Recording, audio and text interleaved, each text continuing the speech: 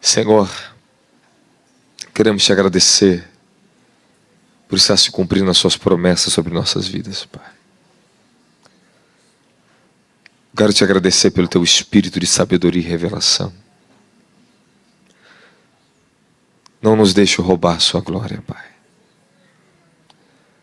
Receba a santidade desses louvores no teu trono. Receba a santidade do meu serviço no seu trono agora, Pai. Senhor, me ajude nas minhas fraquezas da sua igreja, Pai. Aperfeiçoe o seu poder nessa palavra. Conceda ao teu servo, teu vaso de barro, a iluminação da sua glória sobre essa palavra. Senhor, eu preciso ir até o fim nessa mensagem, Pai. Eu não posso parar no meio do caminho, Pai. Fortalece teu servo, Pai. Conceda à sua igreja um espírito de revelação e sabedoria sobre eles, Pai. Que todos recebam desse óleo do teu Espírito Santo, Pai. Somos gratos pelo teu amor, Pai. Gratos pela tua bondade, Pai. Diga amém. Declare comigo, por máximo que eu seja uma boa pessoa, que eu tenha um bom coração, que eu faça boas coisas, se eu não cumprir os mandamentos, é só justiça própria. Cada um de vocês tem um tempo que vocês têm que aprender aqui dentro. Você tem um tempo que você fica sentado no banco sendo observado pelos anjos, por mim. E eu estou observando muito bem quem você é. Eu vejo no Espírito. Alguns ficaram 1 ano, outros mais de 1 ano. Até que a revelação e o espírito de paternidade sobre esse ministério entrasse nessas pessoas. E hoje elas estão aqui em cima do altar. Você tem um tempo, até que você se torne filho, filha. Aí você pode ter a mesma comunhão conosco. E hoje eu vou pregar sobre paternidade para vocês. Hoje eu vou falar sobre o impacto da paternidade. E vou provar algo para vocês na Bíblia. E se vocês for atento à revelação e obediente a ela, quem sabe o que Deus não fará na sua casa, na sua família. Amém? Vamos, 1 João, Evangelho de João, capítulo 1, versículo 14. Desculpe, versículo 12 ao 14. Vai ficar mais bonito. Mas a todos quanto o receberam, deu-lhes direito de se tornarem filhos de Deus.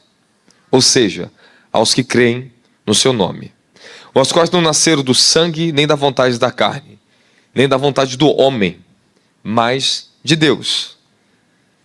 E a palavra se fez carne, e habitou entre nós. Vimos a sua glória, glória como do unigênito do Pai, cheio de graça e verdade. Hebreus, coloca na tela para o pessoal seguir, por gentileza. Hebreus capítulo 1, abre aí sua Bíblia, Hebreus capítulo 1.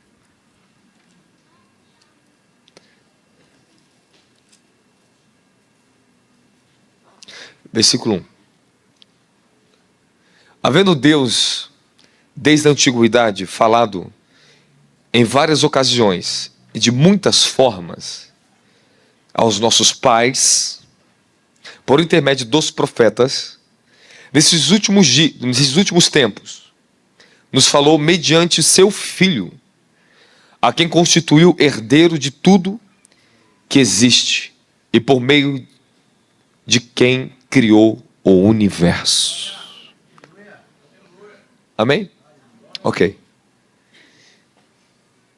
E havendo Deus, desde a antiguidade, falado em várias ocasiões e de muitas formas. Então, Deus fala em várias ocasiões e de muitas formas. Ele falou aos nossos pais, por intermédio dos profetas. Agora, nos últimos tempos, o próprio Eterno falou através do Filho. Fala, Filho. Ok. Abre em Romanos. Vamos aqui em Romanos, isso aqui despertou meu espírito agora. Romanos capítulo 8.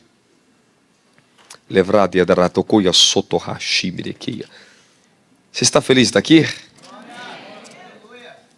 Você quer sair mais feliz que entrou? Então dá lugar para a palavra no seu coração. Fala, obrigado, Jesus. Romanos 8,18. Estou absolutamente convencido de que os nossos sofrimentos presentes não podem ser comparados com a glória em que nós será revelada. Versículo 19.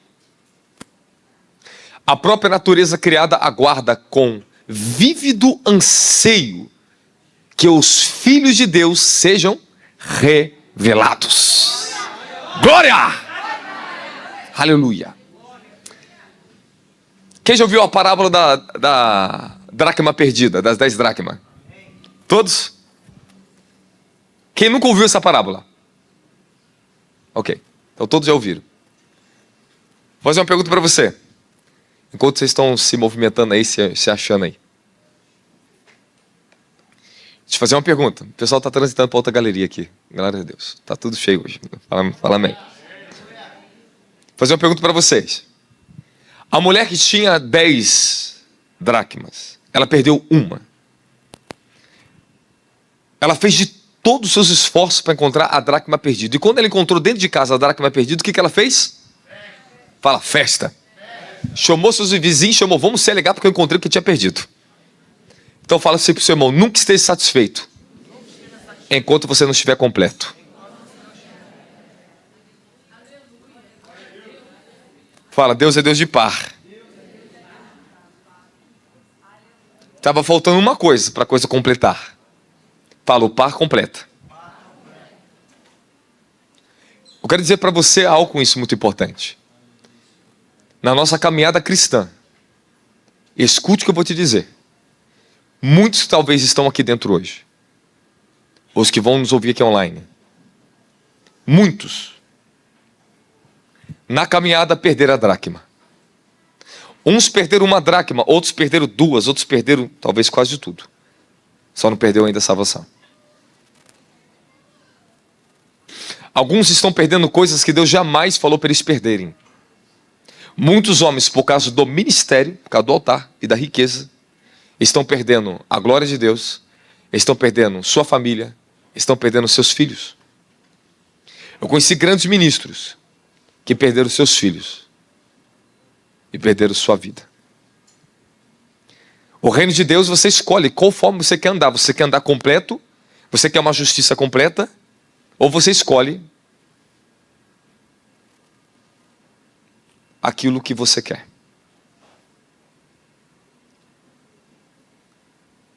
Deixa eu levar você um pouquinho mais entendido aqui. Eu ministrei isso no casamento ontem. Eu li algo real. Algo real.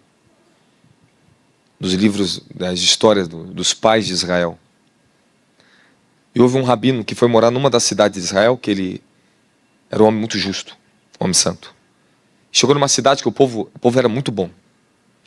Só que ele observou que eles não guardavam um mandamento, chamado tefilim, na antiga aliança. Que eles tinham que amarrar na testa, no pulso, e sempre estar ali recitando os mandamentos, para não se esquecer dos mandamentos. Isso está no livro de Deuteronômio, capítulo 6. Falarás e ensinarás os teus filhos e os filhos dos seus filhos dentro da sua casa, ao levantar, ao dentar. Inculcarás na cabeça dele, na sua cabeça, e colocarás o tefilim no seu pulso e na sua testa, para que você não se esqueça da lei do seu Deus. Amém? Glória a Jesus. Quando ele falou assim para aquele povo, vocês não estão cumprindo o mandamento do tefilim, porque é uma coisa muito pequena. Hoje em Israel, pouquíssimas são as pessoas que cumprem isso. Só os mais santificados, os mais ortodoxos, os ultra-ortodoxos que cumprem o tefilim. Amém? Ok. E aquele povo falou assim para aquele sábio, nós somos pessoas boas de coração, cumprimos os mandamentos que o Eterno nos manda, não necessitamos de tefilim. Isso é muito pequeno. Ele, tá bom, como é que eu vou dar uma disciplina em uma cidade inteira? E um dia ele aparece no meio da cidade chorando, convocando a cidade para um luto, que é costume do judeu, você chorar com o seu irmão e fazer luto. E o povo da cidade saiu ao encontro dele, viu ele chorando, ele estava lutando, e falou, vamos fazendo luto no cemitério, porque há um justo que morreu na cidade e essa pessoa era muito importante. Era um justo dos melhores. E toda a cidade foi chorando com ele pro enterro. Quando chegou no enterro, para surpresa de todos, havia uma ovelha sendo sepultada. Uma ovelhinha. E o povo da cidade parou e falou assim: você está brincando conosco?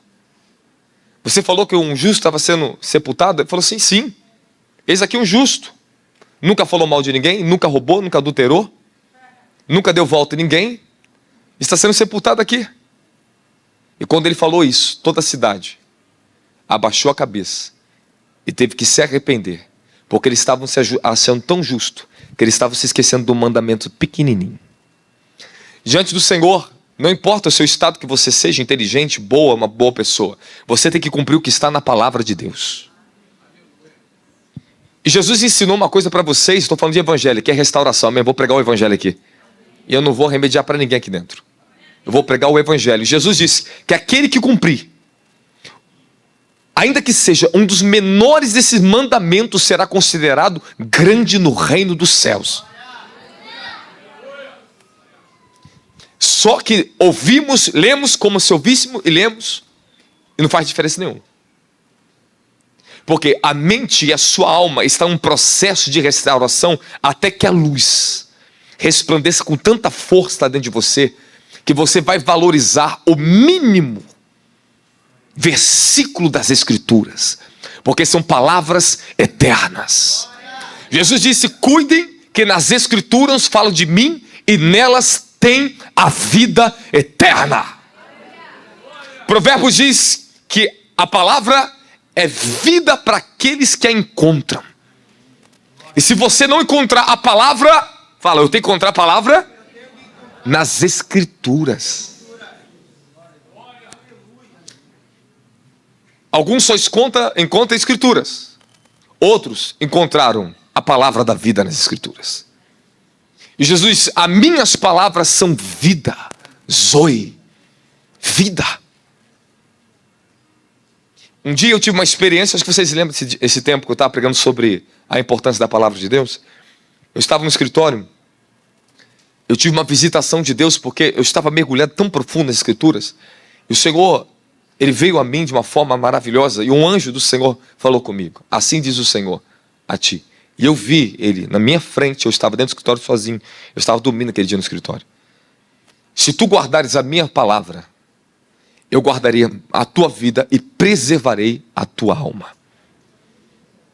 Acabou. E naquela época houve um movimento de leitura da palavra no ministério muito grande. Mas as pessoas estancam a revelação porque elas se esquecem facilmente. Por que as pessoas se esquecem tão rápido da palavra de Deus, irmão? Porque as distrações desse mundo têm roubado a semente da vida do coração delas. Hoje o solo do coração de muitos está sendo compartilhado com sementes que são ilegais dentro do coração. Tem uma lei em Deuteronômio, depois procura para mim rapidinho, o menino coloca na tela para mim. O Senhor ensina assim, ó: não semeará na mesma terra dois tipos de espécies de semente diferentes, para que não seja confiscado a sua semente e o seu fruto. Era proibido na mesma terra semear duas sementes iguais. Será que Deus está preocupado com a terra, com aquilo que vão comer? Não, Ele está dando uma ordem. A palavra de Deus é a semente que Deus nos colocou no nosso coração, que o livro de 1 Pedro capítulo 1 diz: a semente imperecível foi semeada em nós, a semente da vida. Mas quando você tem um outro tipo de semente, o seu solo está sendo compartilhado com uma semente que não é do reino, há uma disputa no teu solo, há uma guerra no teu interior. Nós já estamos em guerra, segundo Gálatas capítulo 5, nós já estamos em guerra entre a carne e o espírito. Mas uma vez que o seu coração ainda se propõe a permitir sementes que não pertencem, palavras, aquilo que tu ouve, aquilo que tu vê, que não pertence ao reino de Deus, a luta e a guerra na sua natureza humana, ela se intensifica ainda mais. Repete comigo: eu tenho obrigação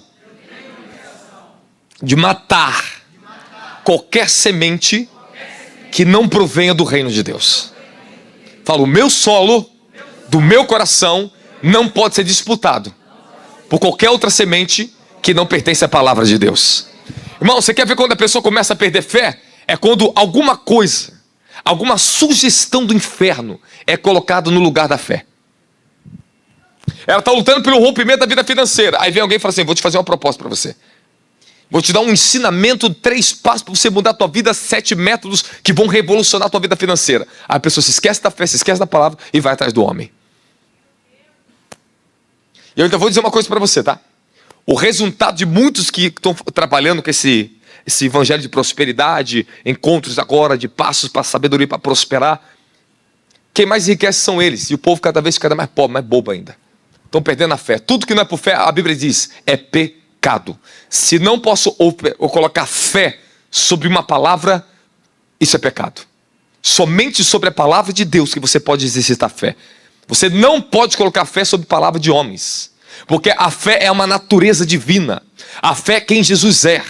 A fé é um dom do Espírito Santo. Ela só funciona dentro da estrutura do reino de Deus. Por isso que meu trabalho como apóstolo dessa casa é fundamentar vocês no reino de Deus. E uma vez que o fundamento vai sendo colocado, a sua fé começa a funcionar. Aleluia! Quem está comigo da glória a Jesus? Fala, eu preciso de fundamento para que a minha fé opere. Jesus passou 3 anos ensinando seus discípulos, fundamentando, para que eles tivessem uma fé sobrenatural, gloriosa. Eu passei anos aprendendo com o Senhor, sendo fundamentado para que a minha fé funcionasse do jeito que funciona hoje. Quem está comigo da glória a Jesus? Fala, eu preciso de fé. Concluindo o que eu estou falando aqui, isso aqui é uma introdução para dar um ajuste em você, porque eu preciso falar essas coisas, amém, amém? Você sente algo aqui? Você sente que o Senhor vai te puxar na palavra aqui hoje? Malaquias capítulo 1, versículo 6, vamos lá. Ora, o filho deve honrar o pai, e o servo o seu senhor. Se eu sou o pai, onde está a honra que me é devida? Se eu sou Adão, senhor e mestre, onde está o temor, o respeito reverente que me é devido? Questiona o Senhor dos exércitos, a vós, sacerdotes. Ora, sois vós que desprezais o meu nome. Ok. Vamos deixar aqui em aberto aqui essa palavra. A primeira palavra que eu li para vocês, livro de João capítulo 1, fala sobre a nossa natureza de filhos de Deus. Que quando aceitamos a verdade, queremos em Cristo Jesus, nós nos tornamos falar filhos. Ok. Segundo ponto, nós lemos Hebreus capítulo 1, versículo 1. Que antigamente Deus falou de diversas formas, maneiras. Ele se manifestou, falou, se revelou aos pais. Fala, nossos pais. Olha a ordem. Fala, pai, filho. Mas agora, nesses últimos tempos, ele tem falado através do filho. Ele falou, se revelou através do filho. Glória a Jesus. Ok. Eu estou com um trabalho muito grande para vocês, mas eu quero agora que vocês abram o livro de Malaquias, capítulo 4.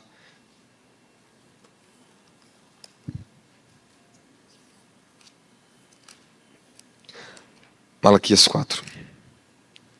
Versículo 6. Muda a versão para mim, para não confundir muito eles agora. Coloca a versão Almeida, para não aparecer muita palavra em hebraico ali. Ele converterá o coração dos pais aos... e o coração dos filhos aos... para que eu não venha e não fira a terra com maldições.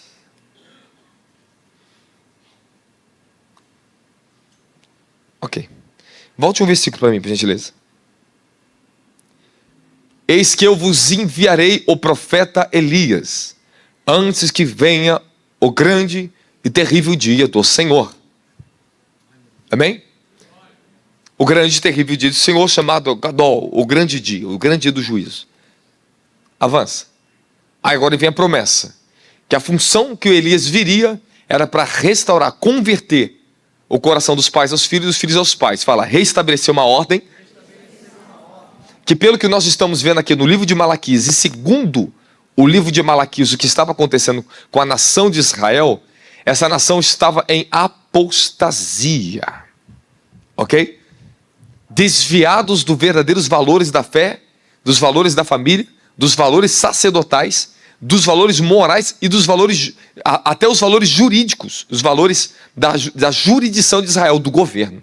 Uma nação estava fria moralmente e espiritualmente. O livro de Malaquias é um livro muito profundo, não vou pregar sobre ele, queria só abrir aqui com vocês. Mas eu quero deixar uma consideração para vocês aqui. Vocês querem ouvir ou não querem? Amém ou não amém? Ok. O livro de Malaquias, ele reflete exatamente o tempo que nós vivemos na nossa nação, no mundo. Adoramos, nós somos aqui pessoas que colocamos o coração, espírito e verdade para adorar e dar o melhor da adoração para vocês, amém? Para o nosso Deus, para que junto podemos ter uma adoração pura nesse altar. Mas nós já sabemos muito bem que nós não podemos substituir a verdadeira adoração por entretenimento. O Evangelho, segundo o próprio David Young Po, da Coreia do Sul, ele diz uma coisa muito profunda em um dos seus livros e uma das suas declarações públicas. Ele foi um homem que teve a maior igreja do mundo. Quem conhece, fala amém. Amém. Ok. Ele teve milhões e milhões de membros, consolidados, batizados, doutrinados, discipulados. Não milhões e milhões de pessoas enchedoras de cadeiras de igreja. Ele teve milhões de pessoas consolidadas, batizadas, discipuladas. Ok? Ele diz uma coisa muito séria, que encontrou um grande problema que estava tentando entrar na Coreia do Norte. Que na Coreia do Sul, eles tiveram que colocar isso para fora das igrejas. O evangelho americano. Ele fala uma coisa que os Estados Unidos, o que teve de avivamento, mas também teve de corrupção, foi imenso. Que uma das coisas que destituiu a santidade no meio da igreja, dos América Latina e todos nós, foram o evangelho, que foram ensinados pelos americanos. Em 1980 em diante começa o grande entretenimento musical chegar nas igrejas americanas. Os ritmos mudaram, a cultura da igreja começa a mudar. Foi lá para aquela época que começou a surgir os novos ritmos, e eles começaram a tocar o rock dentro da igreja, os ritmos dos Beatles tocavam dentro da igreja, o jazz dentro da igreja. Os ritmos que eram tocados na música secular, eles foram adotados e introduzidos dentro das igrejas desde 1980 em diante. Em 1990 a coisa começou a ficar ainda mais séria. Em 1990 começou a reforma apostólica no mundo. Os apóstolos e profetas começaram a ser aceitos, reconhecidos. Deus levantou grandes homens das nações com mantos. E esse ofício ministerial foi reconhecido da mesma forma que o ofício pastoral foi reconhecido em 1960. Ok? Antes disso, não se chamava ninguém de pastor. Era reverendo ou bispo. Alguém está comigo? Fala amém. Ok, não existia. Em 1950, diante que começou a restauração dos 5 ministérios, não se chamava ninguém de pastor, se você não sabe. Amém? Agora fica sabendo disso. Que a mesma coisa que a pessoa tinha um impacto de falar que era apóstolo, existia o mesmo impacto de chamar de pastor. O pastoral em 1950, 1960 começou a ser restaurado. Da mesma forma, em 1950, os evangelistas começaram a ser restaurados. O cargo de evangelista começou a ser restaurado. Ok? A função ministerial. Depois veio o pastor em 1960. Depois começou em 1970 em diante a 80 os profetas aparecerem, serem reconhecidos. Mestres, em 70 a 80 os mestres. 80 em diante a 90 apóstolos e profetas. Amém? E hoje nós estamos nesse século, nesse tempo agora chamado tempo da restauração, os últimos dias da terra, onde os 5 ministérios já foi colocado. Nós reconhecemos apóstolos, profetas, evangelistas, pastores e mestres. Hoje nós temos de tudo, temos megas igrejas, estruturas, ar-condicionado, tecnologia, milhares de pessoas estão me assistindo agora online. Nós estamos conectados no nível global, a igreja está conectada em todo lugar de todo mundo. Amém, amém? Hoje não falta conhecimento bíblico, não falta livro para você ler, não falta mais nada. Nós estamos em tempo chamado tempo de plenitude. Hoje temos mover do Espírito, temos uma liberdade de adoração que nós nunca tivemos antes, é verdade, não é? Tá, beleza. Mas o grande mal que assola esta era é o quê? É a grande falta de responsabilidade daquele que se diz cristão com a palavra de Deus em primeiro lugar. As famílias estão sendo derrubadas, tanto adultério, tanto a separação, tanto divórcio, tanto a quebra de aliança. Os filhos estão desviados, os filhos estão indo para o mundo cada vez mais. As igrejas estão crescendo com membros de outras igrejas. Esse rodízio de membro para a igreja, isso não para. Nós estamos vivendo um tempo onde o dinheiro e o evangelho da prosperidade é um evangelho, o falso evangelho. Mais buscado nesse tempo é esse. Mais buscado nesse tempo. Isso é profético porque a última igreja das 7 igrejas da Ásia Menor, na carta de Apocalipse, que é enviada por João através do poder de Deus, a revelação que Cristo deu a ele. A última igreja era a igreja de Laodiceia, e esta igreja estava na apostasia pelas riquezas. E o Senhor exorta: você diz que é rico, que é farto, que não precisa de nada, que você tem tudo, mas você é pobre, você é nu e você é miserável. Então o Senhor repreende severamente aquela igreja por causa da idolatria ao materialismo. Então nós estamos em tempo onde o material, o dinheiro, a riqueza é o que é mais buscado hoje, infelizmente, dentro da maioria das igrejas pelo Brasil, pelas nações. O status social hoje é o que é mais cobiçado. Então hoje tem uma igreja cheia de pessoas aqui dentro, é o que as pessoas querem. Mas o que mais existe hoje é igrejas cheias de pessoas vazias da santidade e do desígnio da salvação. Nós precisamos de igrejas cheias e cheias de santidade, de pessoas cheias do compromisso com a verdade. Amém, amém. Então, irmão, eu estou num trabalho terrível, porque eu prego a mensagem da restauração e não é fácil. Mas o Senhor me deu esse manto, e foi o meu chamado, isso eu comecei desde da favela, você conhece meu testemunho, lutei muitos anos uma vida de oração, e eu estou aqui para cumprir essa missão. Glória a Jesus.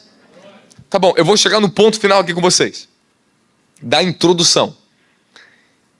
E eu quero falar para você, diante de tudo que nós estamos vivendo na sociedade, todos os males, todas as guerras espirituais que a igreja do último dia está passando, guerra contra o comunismo, nosso governo, guerra contra o comunismo a nível global, essa onda que está vindo agora da terceira guerra mundial, nação contra nação, novas ordens, novo sistema global financeiro que está chegando agora, essa loucura que está vivendo na terra, e a degradação moral e espiritual da raça humana, está chegando a um ponto onde se cumpre o que Jesus falou, que a multiplicação da iniquidade iria esfriar o amor no coração do ser humano. Amém, amém? Então, olha o que eu vou dizer para vocês. O governo, fala, o governo. Aonde está sentado o trono de Satanás sobre as nações? É no governo. O Covid foi um grande teste para provar que o governo tem mais poder do que uma humanidade inteira. Fez o mundo inteiro parar. O governo deu leis que parou o mundo inteiro. Conseguiu colocar um cabresto nas pessoas de uma tal forma que o governo assolou o mundo. Para provar o poder que está por vir do anticristo. Se um vírus e uma ordem do governo fez o mundo parar, imagine o poder que o anticristo não virá com as tecnologias dos últimos dias. Quem está comigo fala amém. Tá bom. Diante de tudo que nós estamos vivendo, a igreja precisa de um avivamento. E o que o avivamento é para você? Senão a restauração da sua vida. Senão um encontro glorioso que o Senhor derramará sobre massas e massas de pessoas. A própria revelação da glória dele assentada em nosso meio de forma contínua e ininterrupta. Amém, amém? Tu imagina um culto começar e não ter mais hora para terminar? Tu imagina um dia você entrar num ambiente como foram os grandes... Por que nós sabemos disso? História, amém? Eu já li livro de história de avivamento, então é assim. Dizes que no culto do avivamento que houve na rua Azusa, teve um culto, que ele tinha um púlpito de 250 quilos de mármore. Eles estavam pregando, a glória de Deus era tão intensa que caiu do céu. Eles viram aos olhos nu, como caiu um raio, como de fogo, em cima do púlpito. Quando bateu no púlpito, rachou no meio 250 quilos de mármore. Sabe o que aconteceu? O fogo andou, foi para a rua. Quando o fogo foi para a rua, quilômetros e quilômetros, aonde tinha bares, centro de prostituição, as pessoas caíram no chão chorando, glorificando e se arrependendo dos seus pecados. As pessoas louvavam na rua, largavam as bebidas, os bares se fechavam, os centros de prostituição se fechavam. Não tinha mais idolatria, feitiçaria, prostituição. A rua Azusa era um lugar de muita depravação, se tornou um dos lugares mais santos do mundo. Ok? Esse fogo se espalhou pelo mundo. Esse fogo chegou mais de 100 anos no Brasil. Esse fogo veio para a Assembleia de Deus, fundada, o fogo pentecostal, nasceu o pentecostalismo, falamos em línguas, o mover do Espírito, e você recebeu parte desse fogo, aleluia! Queira você ou não, você tem uma raiz lá na rua Azusa. Tudo isso é muito bom. Veio o avivamento do Canadá, Toronto, Canadá. A glória de Deus cai na igreja do aeroporto, o mundo inteiro começa a ir para lá, nasce o neopentecostal. Um avivamento diferente do primeiro. O primeiro avivamento da Rua Azusa foi uma missão Azusa que foi colocada. Expandiu o fogo sobre o mundo inteiro. Quando caiu o avivamento em Toronto, veio trazer uma grande renovação espiritual. Um vinho novo chegou. Nesse mesmo momento chega o movimento apostólico nas nações.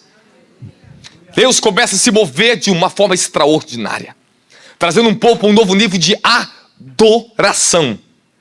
E aonde se estancou o avivamento das ruas Azusa, porque eles caíram, pegaram o fogo e tentaram transformar o fogo em doutrinas de homem.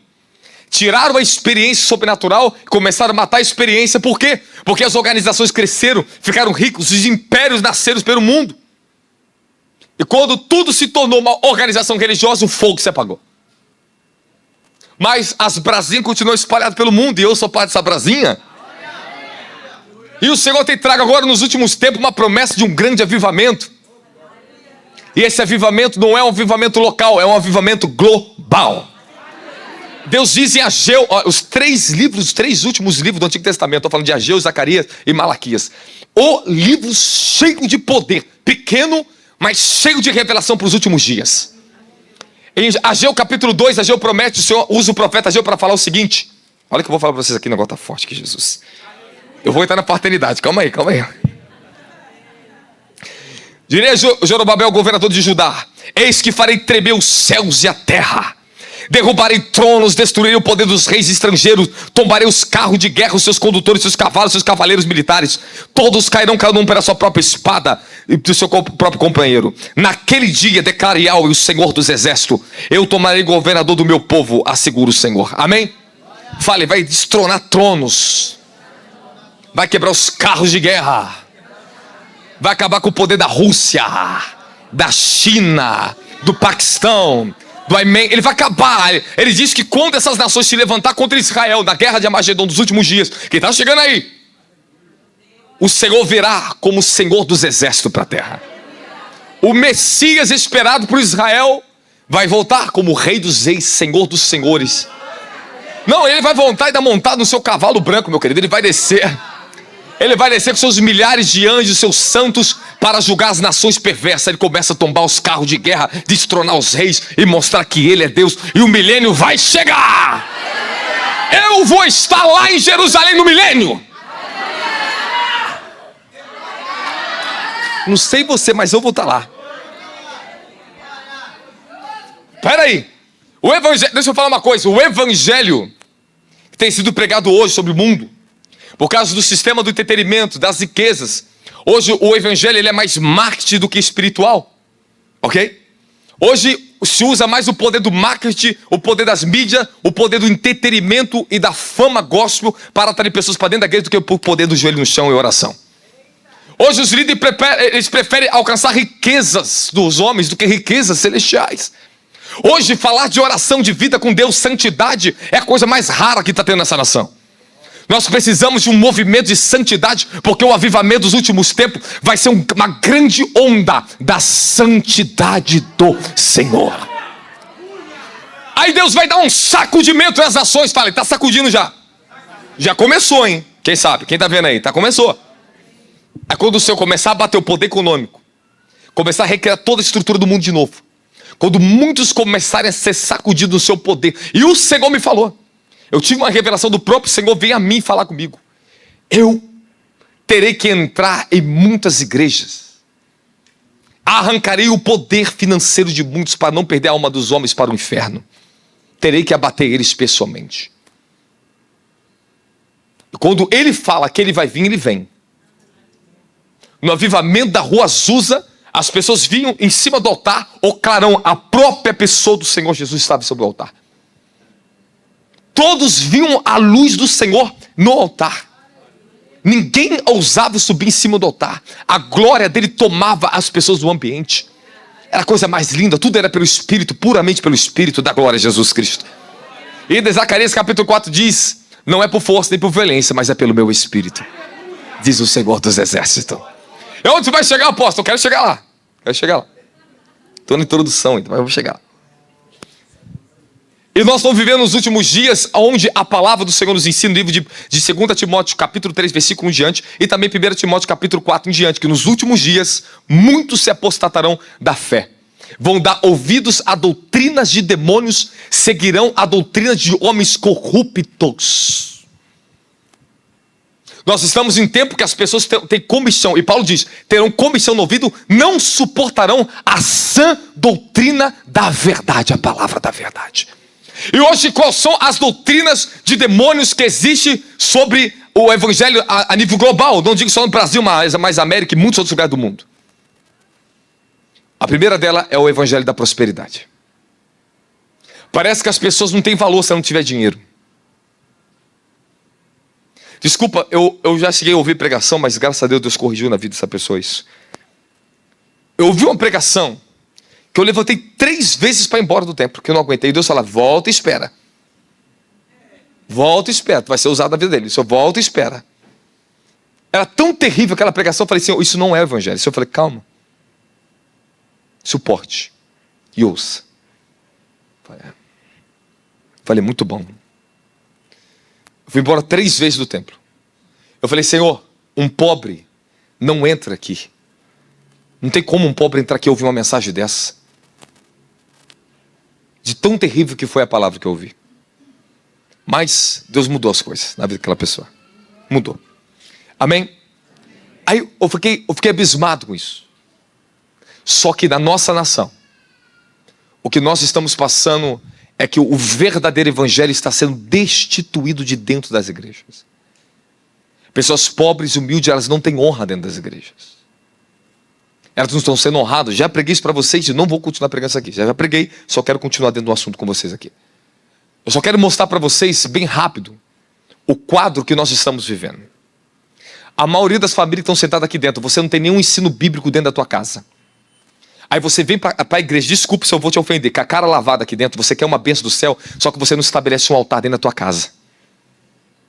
Essa desordem de pais e filhos, nós estamos falando de pais e filhos. Não estou falando só da parte paterna, estou falando pais e filhos. Filhos e pais. Nós estamos um tempo onde a geração está sendo tragada pelo inferno. Nós estamos vendo crianças homossexuais. Agora é a onda da criança transexuais, crianças trans. Olha o nível que está o mundo e a igreja está vendo diante dos olhos dela e fica nessa dormência. Até que essa praga chegue dentro da casa deles. Aí vai querer chorar para Jesus. E não vem achar que só na chicotada você vai conseguir, não. É doutrina, é ação.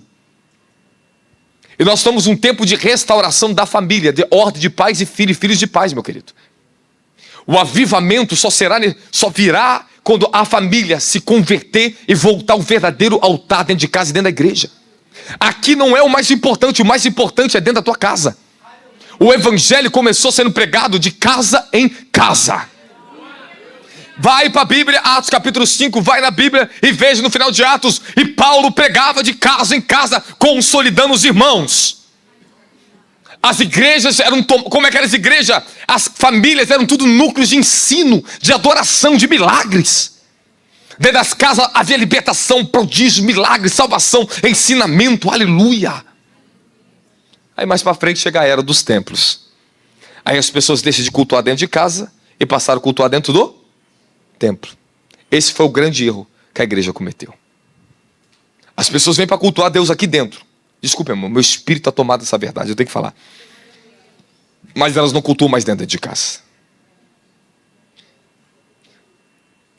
Pode perguntar para minha esposa se eu não cobro ela.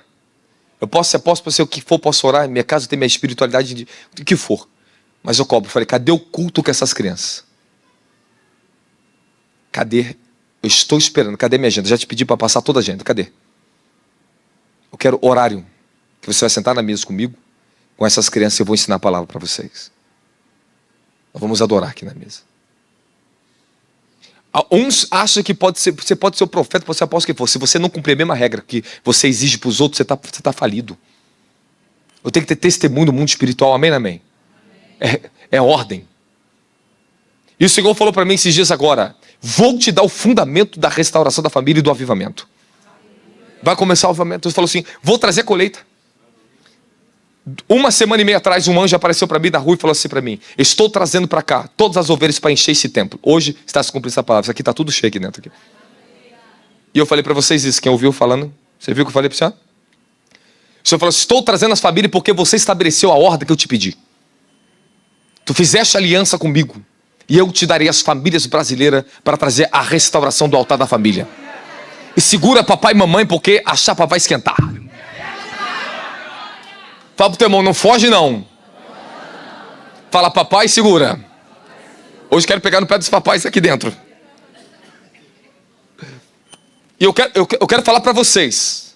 Se vocês ouvir o pensamento, se você pegar a essência que vai sair da minha boca agora, se isso entrar dentro de você, você está recebendo uma revelação que eu vou te falar agora.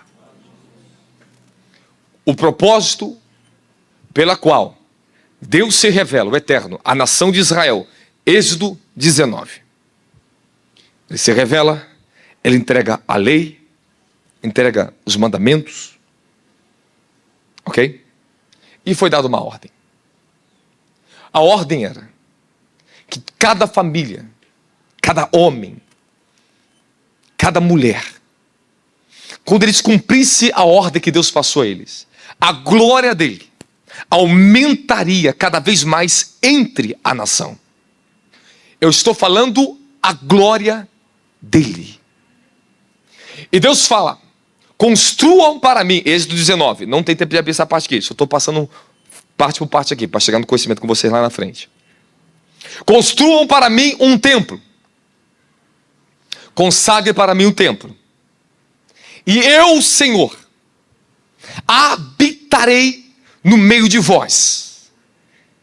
E vós serão um santuário para mim.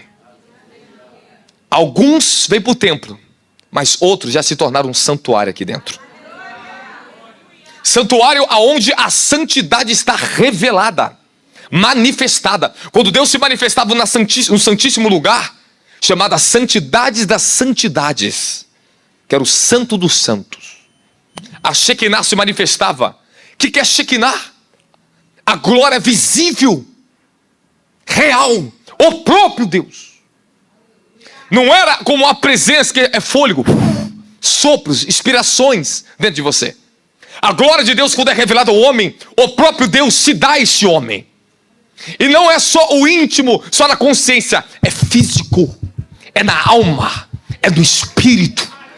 Quando eu herdei o batismo de glória, o manto de glória na minha vida, a minha vida foi completamente transformada. A influência da palavra na minha boca, a minha vida começou a ter um peso nessa terra maior. E quando a glória dele, ela vem habitar em um santuário, todas as áreas da sua vida começam a prosperar. A Arca da Aliança, quando ele entrou na casa de Obed-edom, ele prosperou, ele enriqueceu. Irmão, se você não sabe, Obed-edom praticamente comprou quase toda a terra dele. Ele se tornou tão rico, tão próspero, tão abençoado, porque a glória estava na Arca da Aliança. Aleluia. A Shekinah não estava se manifestando mais sobre ela, mas a glória estava dentro dela. Deus, ele dá manifestações, vem sobre mim e me toma, mas depois ele assenta aqui dentro de mim. Ela está aqui dentro. Quando manifesto, sinto todas as vibrações de quem ele é. Na dimensão da presença, você até chora, até se quebranta, sente o amor dele. Mas na dimensão da glória, você sente temor, santidade, amor, glória, fogo, poder, vida, eternidade. Todos os atributos de quem ele é se manifesta dentro da tua natureza. Fala, é tempo da restauração e a manifestação da glória dos filhos de Deus. A natureza está esperando.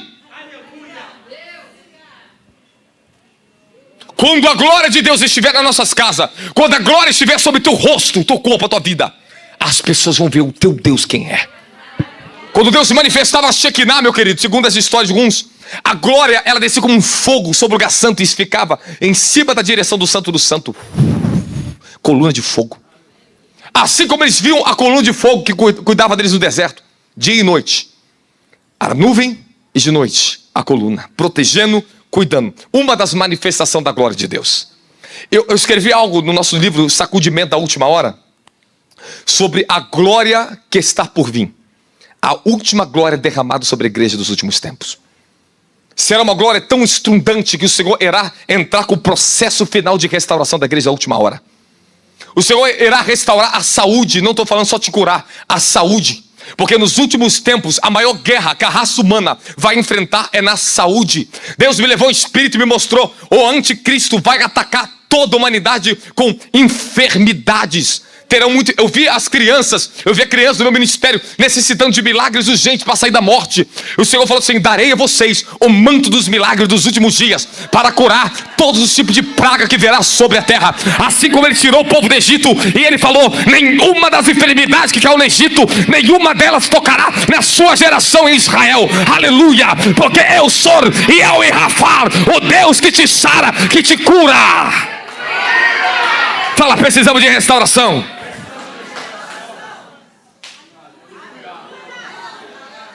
O Senhor vai restaurar a tua fé, Deus vai restaurar tantas coisas, mano. Olha, e nós estamos trabalhando nessa casa aqui já faz tanto tempo. Passamos por restauração do cinturão da verdade, restauração do escudo da fé, restauração da fé, restauração disso, restauração daquilo. Mas hoje eu quero falar sobre a restauração da paternidade na sua vida. Porque, irmão, de tudo que eu estou falando, há algo no coração do ser humano. Eu vou falar para você a sua maior guerra que você tem. Ainda que tu tenha um pai bom, uma mãe boa, escuta o que eu vou te falar. Podemos começar?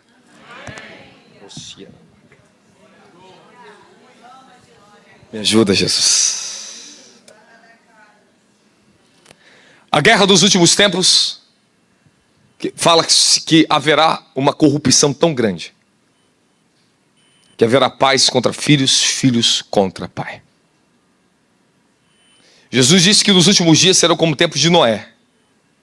E nos tempos de Noé havia uma total corrupção moral sobre a sociedade naquela época. Naquela época havia alteração genética, nasciam os nefilins. Havia tanto tipo de feitiçaria, tanta imoralidade, tantas perversidades na terra, que nós estamos exatamente nesse ponto de novo. Nós estamos como nos dias de Noé. Se prepara para entrar na arca, tá? Vou falar para você está preparado para entrar na arca? Tá ou não tá? Então presta atenção que eu vou te falar. Adão, ele era chamado filho de Deus. Fala, Adão. Esse foi o primeiro filho na terra, humano. O segundo Adão, como Paulo diz, o segundo Adão, homem, espiritual, é Jesus Cristo, o unigênito do Pai. Adão perdeu a sua paternidade, porque ele descumpriu uma ordem que o Altíssimo tinha dado para ele. Não uma proibição. Ele deu uma ordenança. Deus não permitiu o homem, não proibiu ele de comer, não impediu ele de comer do fruto, mas conscientizou ele que se ele comesse, haveria consequências. Amém, amém? Ok. Conhecimento do bem e do mal significa que depois da queda do ser humano, o homem, ele aprendia de quem Deus era diretamente do espírito para espírito. Agora, o homem passou a aprender de quem Deus é através da disciplina, da educação, por meio da própria criação. Ok? Ele agora depende da sua própria inteligência, do seu próprio entendimento para evoluir. Ou ele inclina isso para o bem, ou ele inclina isso para o mal. De todas as formas, o homem não deixa de conhecer o seu Senhor. Só que a maneira mudou. Jesus vem, nos dá o Espírito Santo, a regeneração. Ele restaura em nós o nosso espírito. E podemos agora conhecer quem é o Criador, quem é o Senhor, por intermédio do Espírito Santo. Então nós temos um acesso a Ele, por causa da presença dEle estar sobre nós. Amém, amém? Mas olha o que eu vou falar para vocês. O negócio está fluindo aqui, está saindo tanta coisa aqui boa. Eu posso fluir. Posso pregar para vocês? Posso? Ok. Observa a guerra que Satanás ele faz contra a raça humana e contra a sua família. Esta é a nossa guerra, esta é minha guerra, essa foi a guerra dos meus pais, essa é a guerra de cada família que está aqui dentro, que eu vou te falar aqui agora. O inferno, ele odeia a instituição da família, principalmente a figura do pai. Do pai. Porque existe uma ordem de pai para filho. O homem é chamado coroa da criação. Coroa da criação. Agora você vê um filho de Deus, Adão, sendo derrubado por um espírito órfão chamado Satanás. Esse ser consegue o que queria. Agora, dali em diante, você vai ver uma história chamada a história de Caim e Abel, em Gênesis capítulo 4. Agora você começa a observar, dentro da própria constituição da história, do início, estou falando do princípio. Eva, ela gera Caim. E aqui está no livro de Gênesis capítulo 4. Ela declara assim, no versículo 1. Com a ajuda do Senhor tive um filho homem. Com a ajuda do Senhor tive um varão. Amém, amém? Saiu de dentro de mim. Aqui é um grande problema. Porque essa expressão em hebraico, houve um orgulho no coração dela, que ela nem reconheceu quem era o marido dela ali no parto. Ela diz, com a ajuda do Senhor, tive um varão. Esta palavra, para os próprios sábios, é uma exaltação, é um orgulho. Porque foi a primeira, presta atenção, a primeira mulher do mundo, tendo o primeiro parto do mundo. Que sensação essa mulher não sentiu? Agora você imagina o sentido dentro dela. Eu gerei alguém que é como o meu próprio marido. Saiu isso de dentro de mim. A mulher não tinha passado a evolução.